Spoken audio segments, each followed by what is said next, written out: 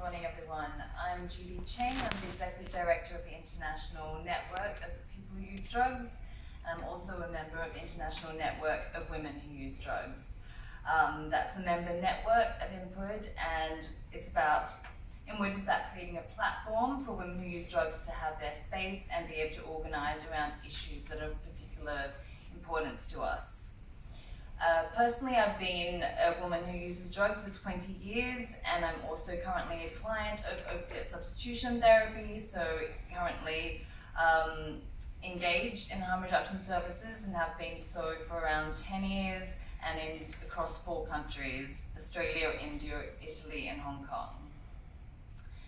So the title of my presentation, talk, Putting Women Who Use Drugs on the Agenda, speaks to this severe invisibility and neglect of women who use drugs in health and social responses, and generally also in the public sphere. As shared by other people on the panel, the access of women who use drugs to harm reduction services is abysmally low. Before moving to the second piece of my discussion on the role of community and scale-up gender-responsive services, I want to discuss what drives our invisibility on the agenda in the first place. So whilst not quite being the proverbial elephant in the room in drug policy at the CND, since it does get brought up by civil society, it is the ongoing criminalisation of people who use drugs that is the primary problem. The war on drugs is a war on women who use drugs. The lives and experiences of women who use drugs are orchestrated by the twin structures of prohibition and patriarchy.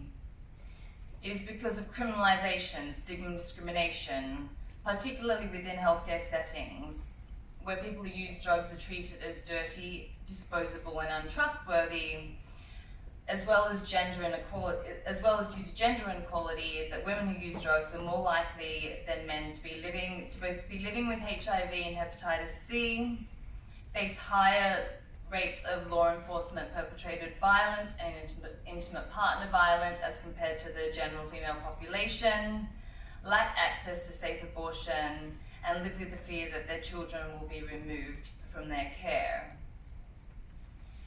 This leads to a fear of engaging with systems, including the healthcare system, which combines to undermine HIV prevention efforts as well as our human rights.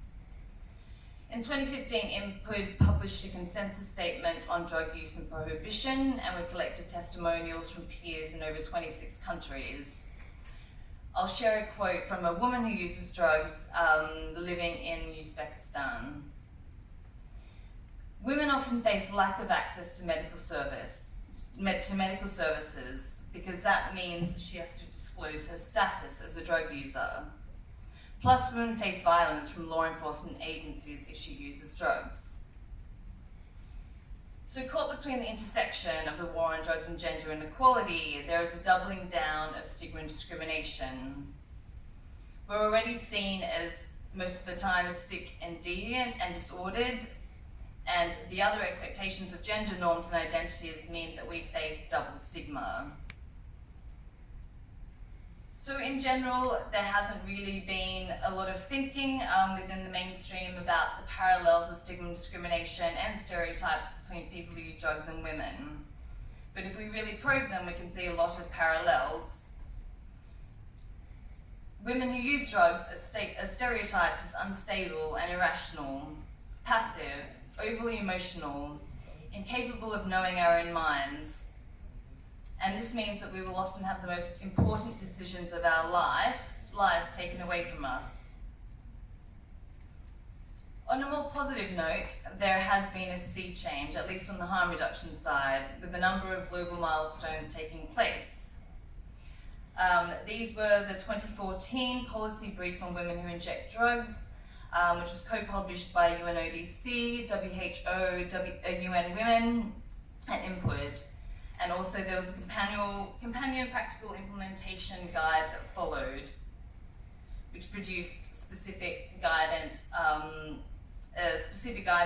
how to program gender-responsive harm reduction services. As previously mentioned, there were 2 landmark CND resolutions, which were passed with the leadership of member states. So now that we do have this foundation of words and political commitments, what can we do to accelerate action? So the second part of my talk, as I mentioned, is about the importance of community in scaling up and creating demand for gender-responsive harm reduction services. This is critical for the design and delivery of services for people who use drugs and women who use drugs. By involving community, it means that programs are more likely to be attractive and relevant. So we know that successful programming, it's not only about the availability and affordability of treatment and services, which of course is very important, but it's also about working to remove the barriers and getting people in the door and getting people to want to keep coming back. So some of the elements of what gender-responsive programming looks like can be found in the UNODC policy brief and practical guides, so I won't go into them. They're available online.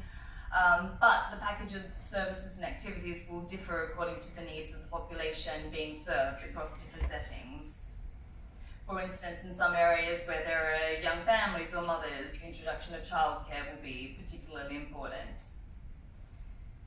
So my point is, by involving community and understanding the community in a particular area is the optimal way to be able to design the highest quality programming and adapt programming as needed.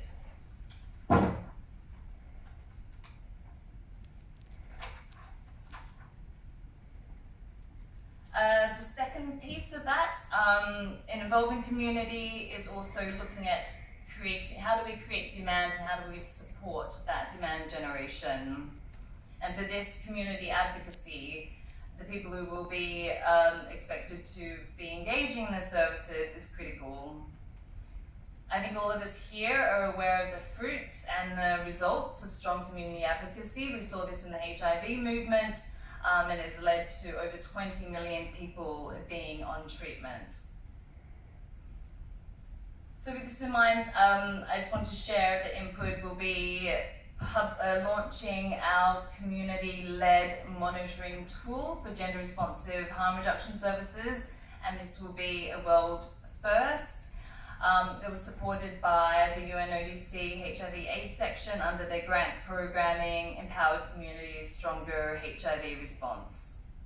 And the tool is called On the Agenda, Community Monitoring Tool for Gender-Responsive Harm Reduction Services for Women Who Use Drugs. So if people have read or looked at the 2014 UNODC policy guide, one of the first steps in when it was looking at ways forward was on advising on the need to collect gender-sensitive strategic information on the coverage of harm reduction services. So I just want to introduce this tool and make people aware of it, because I think it will be an important tool going forward, and I hope it can be supported so that peers can be collecting information and monitoring what's happening on the ground. So just in closing, I wanted to echo some of the key points on this side event yesterday, hosted by UNODC, INPUD OHCHR and the Swiss government, and really wanted to highlight that women who use drugs and people who use drugs, we are the expert in our own lives. And I think one of the main barriers in being able to really honour this and respect this is stigma and discrimination, and something that is one of the primary things that we need to be challenging. So thank you.